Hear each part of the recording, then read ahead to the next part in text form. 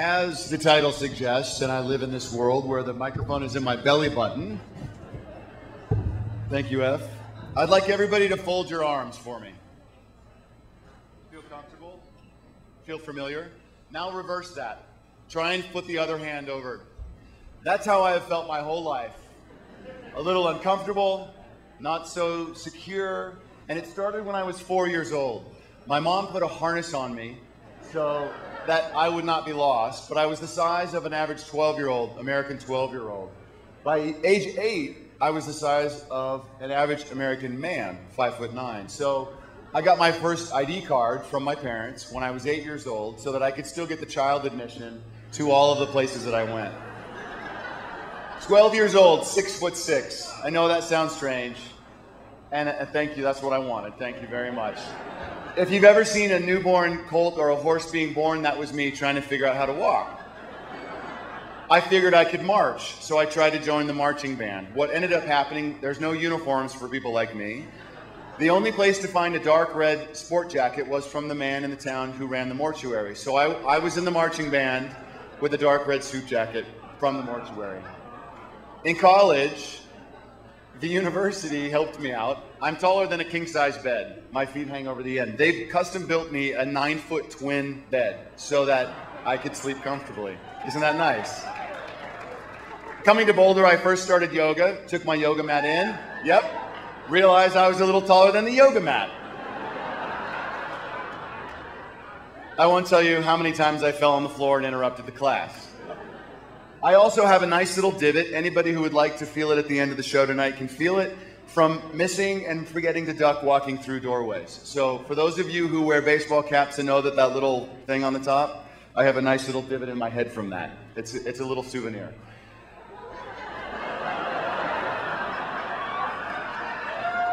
Somehow, growing up, my girlfriends were never over 5'6", which that was my size when I was about 6 years old. Don't ask me why they look like strippers in there, but until I met my beautiful wife, who's here tonight, standing 6'4" with heels. My lovely +1 tonight, but I call her my .0067 because that's the percentage of the population. And I realized that I have never been the huggy. I've always been the hugger. I will never, unless I find someone 8'1", be able to put my head in their chest and get a hug. So I realized something when I hit my mid-30s. I was trying to be like other people and fitting in. Other people were telling me they wanted to be taller like me, and I realized I can't fit in. Physically, like you see the microphone, I can't fit in. So I decided to stand out. But this was standing in my way. Look at the middle of this chart. Fear does something very consistently to all of us, which creates these feelings in the middle here. If you cannot get past that, you will always go back to what you feel is comfortable.